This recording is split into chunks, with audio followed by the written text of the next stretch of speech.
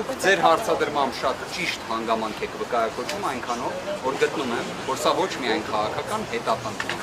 իրավունքի նկատմամբ ծաղրի, քաղաքական թատրոնի, ինչ-որ հերթական վրեժխնդրության, չգիտեմ, նման կատեգորիաների դիտում, բայց նաև ազգային ժողովում ուժեղ Հայաստանի գործունեության խաթարմանն է, այդ թվում հենց Նարեկ Կարապետյանի անձով պայմանավորված։ Այստեղ իրավաբանություն տեսնել ողջամտորեն հնարավոր չէ։ Չկա ընդհանրապես, բայց Նարեկ Կարապետյանի դիրքորոշումն է նաև ուզում եմ հատուկ էլի ընդգծել, որ ինքը ուներ անհամաձայնություն, որ մենք այստեղ միջնորդենք, որ ժամկետ տրամադրվի, ծանոթանանք նյութերին, դա Նարեկ Կարապետյանի մտածում այս մասին։ Կարծում եմ առիթը կլինի հենց ինքը կներկայացնի առնվազն կարելի ասել։ Պարոն Վարդանյան, բայց համաձայնել եք Կարապետյանի չեք ներկայացնում, ժամկետ չեք։ Առնվազն ես Նարեկ Կարապետյանի դիրքորոշման հետ ունեմ համաձայնություն, բայց Նարեկ Կարապետյանի դիրքորոշումը պետք է հասկանալ։ Պարոն Վարդանյան, այս ամենից հետո չեք կարծում, որ ամեն դեպքում սխալ էր մանդատները վերցնել գնալ ազգային ժողովին։ Դուք մանդատ ունեք, բայց ձեր մանդատը դեռ ձեռքսկալում են, չեք թողնում անգամ առաջին նիստին մասնակցել։ Տեսնենք, կստացվի այդպես, թե ոչ, եկեք այդպես։ Ես էլ կարող եմ ձեզ կատարեմ, պնդում, որ իրենց փութաջանությունները դրսևորելով են, մենք էլ մեր գործողությունը։ Ինչպես մտածում եք, ՍԴ-ում ես կարող եմ, հետև իդեպ նույն սահմանադրական դատարանի հետ կապված որ նշում միանշանակ սահմանադրական արդարադատության որևէ նշում տեղի չունեցավ։ Ունենք իհարկե ֆիզիկապես սահմանադրական դատարան, բայց եթե դուք այդ որոշումը ուսումնասիրեք, սահմանադրական դատարանը Հայաստանի Հանրապետության պատմության մեջ առաջին անգամ կարելի է նշել, ու առնվազն 2015-ի սահմանադրական բարեփոխումների հաջորդող ժամանակահատվածում այնպիսի ընտրախախտումների վերաբերյալ արձանագրումներ են կատարվել, որոնք բավարար էին նոր ընտրությունների կամ երկրորդ փուլի նշանակում։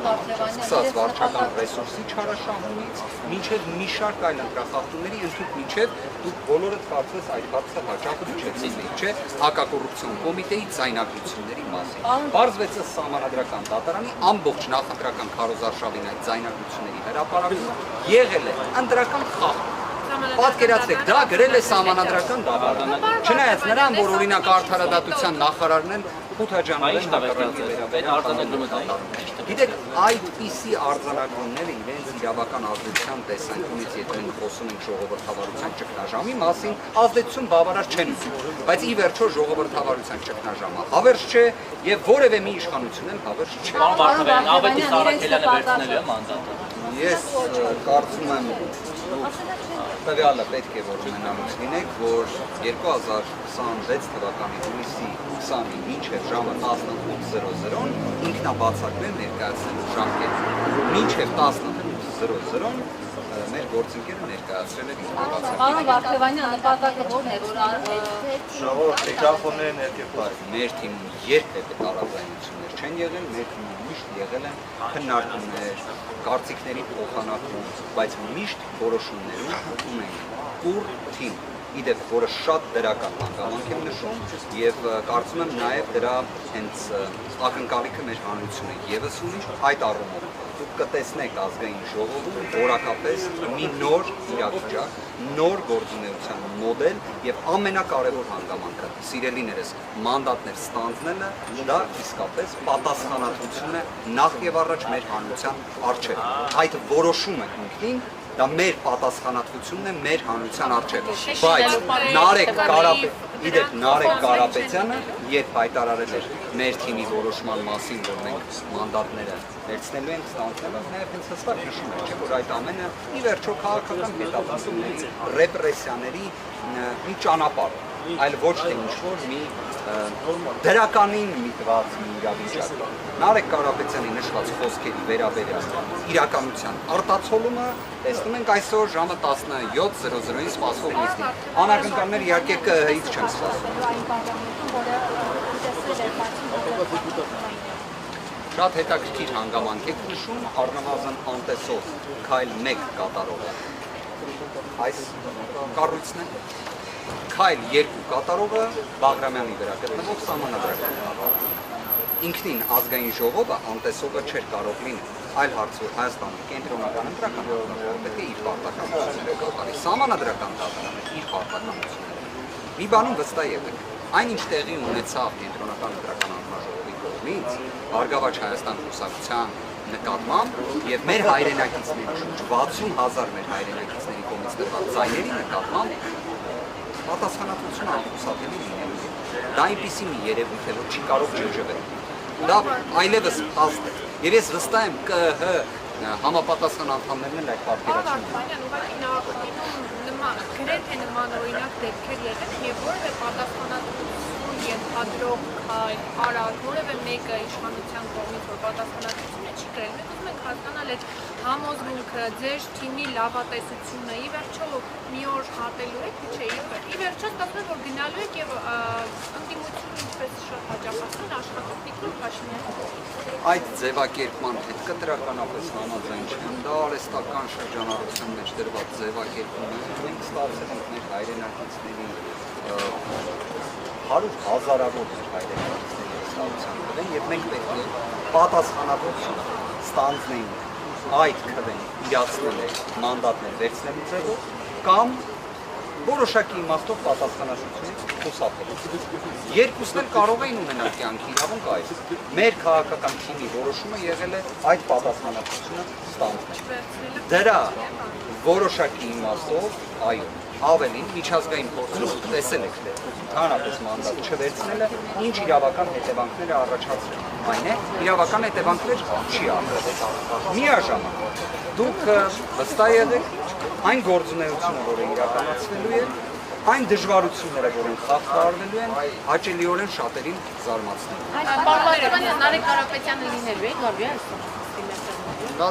այսօրվա կենտրոնական ընտրական հանձնաժողովի նիստի ներկայությունը Նարեկ Կարապետյանի բնավ պարտադիր չէ։ Նարեկ Կարապետյանի դիրքորոշումն էլ կարծում եմ նաև լրացուցիչ հնարավորություն կլինի, որ դուք էլ դրա մասին իմանաք, առնվազն կրկին ուզում եմ հստակ արձանագրել։ Ունենք գործ աբսուրդի, իրավունքի նկատմամբ ծաղրի, վրեժխնդրության, քաղաքական թատրոնի, Նարեկ Կարապետյանի քաղաքական գործունեությանը միջամտելու։ Իդեպ ժամանակագրությունն էլ է շատ հետաքրքիր։ Նարեկ Կարապետյանը նախաձեռնում է մարզային այցեր, ունենում է հանդիպումներ մեր հայրենակիցների հետ, հենց իդեպ նույն մանդատները ստանձնելու, այդ պատասխանատվությունը վերցնելու որոշմանը հաջորդող ժամանակահատվածում, իդեպ որևէ մի բացասական արձագանք դրա վերաբերյալ մեր հայրենակիցներից չի լինում, հակառակը պահանջատիրությունն է ընդգծվում եւ դրան հաջորդում է դատախազության կողմից միջնորդության ներկայացում ԿՀ այն տրամաբանությամբ, ոնց եղել է նախկինում, երբ նույն այս կառույցը վերադարձրել է նշված միջնորդ։ Վարդևանյան կներեք էլի։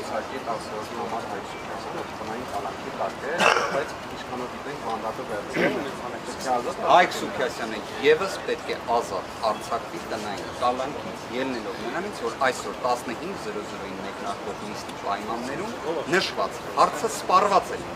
Սահմանադրական դատարանի որոշումը սևը սպիտակով գրված է, որ ազգային ժողովի պատգամավորի կարգավիճակ ձեռք բերող անձ, ով մինչ այդ կարգավիճակ ձեռք բերել է, եղել է անազատության մեջ, կարգավիճակ ձեռք բերելու պայից սկսած չի կարող լինել անազատության մեջ, բացառությամբ սահմանադրության նախատեսված մեկ բացառիկ իհարկե, բայց պարոն Ղազինյանի դեպքում դատախազության կողմից ապահովվեց անհնարին է, իրավունքի օրենքի տեսանկյունից անհնարին է, որովհետև նման բան կանխատեսել իսկապես ինչքան էլ ես նման պատկերացում ունեի եւ դրա վերաբերյալ որոշ գործողություններ էլ ձեռնարկվել էին, բայց դատախազությունը արդեն քրեական բարույթը փոխանցել է դատախազությունը ինքը այլևս լիազորություն խափաման միջոցը վերացնելու ֆորմալ առումով հենց դրա համար էլ ակնհայտ եմ այդ միտումը։ Պարոն Պարտևանյան, բայց մի գաղափար գործը դատարանում է, բայց պարոն Ղազինյանը շարունակում արդեն անձնավորություն ես դեպքում դատարանավորված իրավասու չէ ինքը դա։ Շատ ճիշտ է, պարզապես հիմա էլ բախվելու ենք մեկ այլ տեխնիկական խնդրի, որի վերաբերյալ եւս միջոցներ ձեռնարկել ենք։ Պետք է տեղի ունենա գործի մակագրում դատավորի, բայց նաև գտնում ենք, որ հենց այս բացառիկ իրավիճակներում է, որ դատարանի նախագահը ինքը կարող է խափաման միջոցի արժի վերաբերյալ նիստել։ Հետևաբար ամփոփելով խոսքս ուզում եմ հստակ նշել։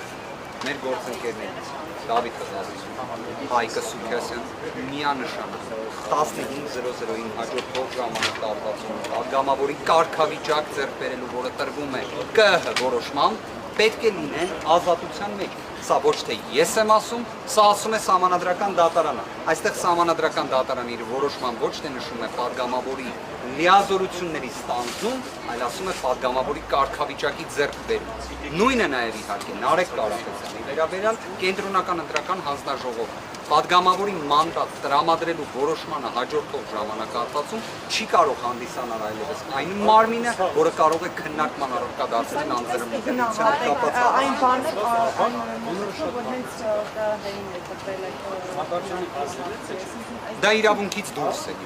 Հենց ամբողջ խնդիրը ինչու է, որ դա իրավունքից դուրս է։ Բայց մենք վերջին շրջանում իրավունքից դուրս երևույթներ հաճախ ենք տեսնում, այլ հարց որ այդ իրավունքից դուրս երևույթները հաղթահարելով գնալու են առաջ։ Իդեպ, եթե դուք նայեք թե այս ժամանակահատվածում համանման ինչ իրավիճակներ ևս հաղթահարվել են, համոզված եք սա ևս հաղթահարվել։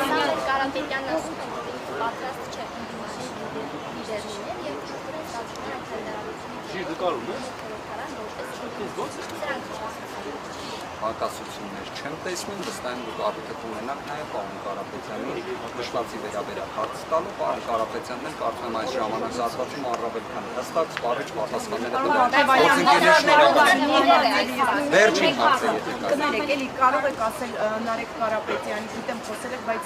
ինչ գործով է եւ երկու միջնորդություն է, հա, Կալանք եւ Մեղադրանքի առաջին։ Որքանով որ տեղեկացել ենք այո երկու միջնորդությունը ինչին է վերաբերում պատկերացում ունենք, վստահաբար կարող եմ պնդումը կատարել իրավունքի, իրականության, օբյեկտիվության հետ զերո առնչություն ունեցող հանգամանք պետք է լինի։ Ինքս ոչ միայն պարզապես Նարեկ Կարապետյանի գործընկերն եմ հանդիսանում, ոչ միայն Նարեկ Կարապետյանը առաջնորդում է ուժեղ Հայաստանի կուսակցությունների դաշինքի նախընտրական ցուցակը, ոչ միայն միասին հանդիսանում են կուսակցության խորհրդի անդամներ, այլ նաև անձնապես ճանաչելով կարող եմ հստակ ասել, օբյեկտիվ իրականության մեջ չկա մի երևույթ, որը կարող է հանդիսանալ անձի նկատմամբ քրեական հետապնդման հանգամանք քննարկելու։ Նարեկ Կարապետյանի դեպքում մենք գործ պետք է ունենանք բացառապես մեկ հանգամանքի հետ, քաղաքական հետապնդում, քաղաքական պատվեր, վրեժխնդրություն նման, ոչ իրավական Նարեկ Կարապետյանը լինելու առաջկա ժամանակ կանոնավայր։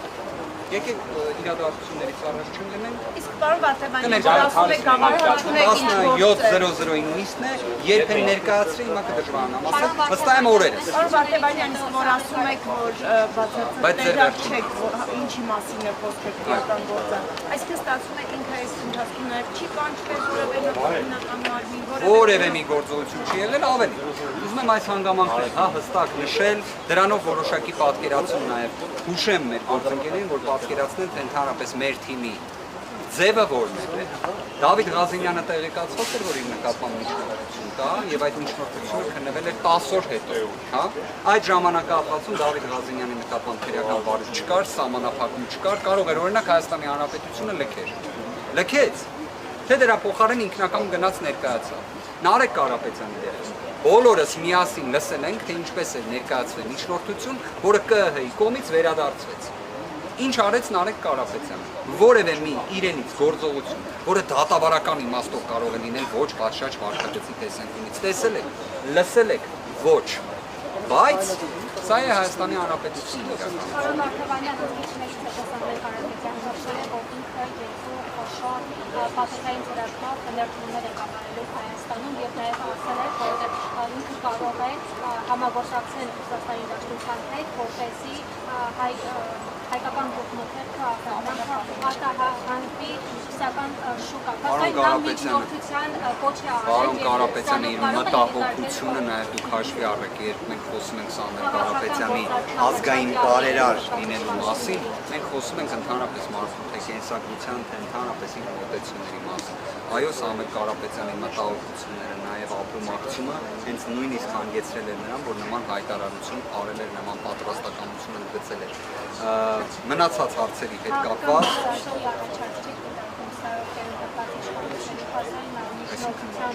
ես անկեղծորեն եմ ասում, նման վարկած կամ նման տարբերակ դիտարկելու նույնիսկ ողջամիտ հնարավորություն չի։ Դուք մի բան հաշվի առեք։ Սամվել Կարապետյանը, եթե պարզապես կես քայլ նահանջ կատարեր հեռավոր դեռ 400 օր առաջ, վերջինս ոչ թե 1 ժամ կլիներ խափանման միջոցի ինտենսիվության պայմաններում, այլ որևէ մի